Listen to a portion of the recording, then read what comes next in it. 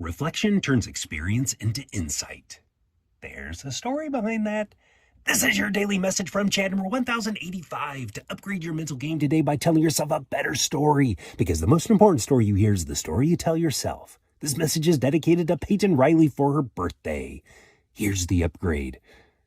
Momentum will move you, but upgraded thinking knows that the pause, the moment you stop and reflect, is where growth actually happens. Here's the story. Gregg McKeown, author of Essentialism, had one of those moments. His wife had just given birth to their daughter. She was still in the hospital. The baby was hours old, and McKeown left them to go to a client meeting. Not because it was an emergency, because he felt he had to, because he was afraid of disappointing someone, because he'd built a life around doing it all. He calls it a fool's bargain. He saw the trade-off. He was choosing a meeting over his newborn daughter. He now sees it as a micro-essentialist judgment day, a moment where his life flashed before him. It forced him to reflect, and reflection turned raw experience into insight. Someone had told him, if you don't prioritize your life, someone else will. He was living that out, but reflection rewired him. He stopped being a non-essentialist, trying to do everything and say yes to everyone out of fear or obligation. He became someone who deliberately chooses what matters most by saying no to the rest. We looked at John Maxwell's list of the 15 invaluable laws of growth this week. The fourth is Maxwell's law of reflection. Learning to pause allows growth to catch up with you. Everyone experiences a lot in life, but few learn from the experience because the importance of the pause is never used. It's been said that when you push the pause button on a machine, it stops. But when you push the pause button on a human being, she starts. McKeown now teaches this practice. The pause is not passive. It's the bridge from experience to wiser action. He writes about journaling, about scheduling time for thinking, about creating space to discern signal from noise instead of reacting to whatever's loudest.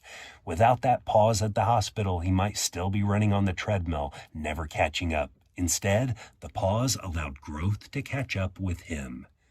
The better story to tell yourself is, the pause I take today is where tomorrow's clarity comes from. When you're moving too fast to know what matters, you might be moving too fast.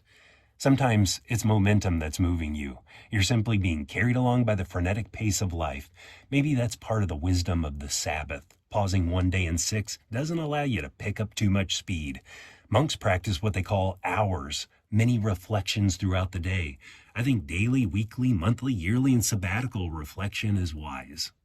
In the Torah, there was to be a Sabbath for the land, where it was to lay fallow for a whole year every 6 years.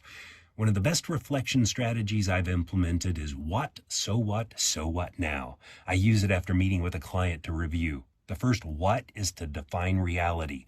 What was that? The second what defines the meaning.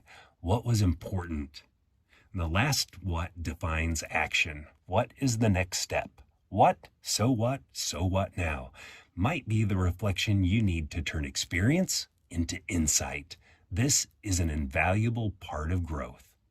Tell me a story of a pause that changed your direction to fromchadsmith@gmail.com. Send someone a text and ask them, when did you last pause and reflect?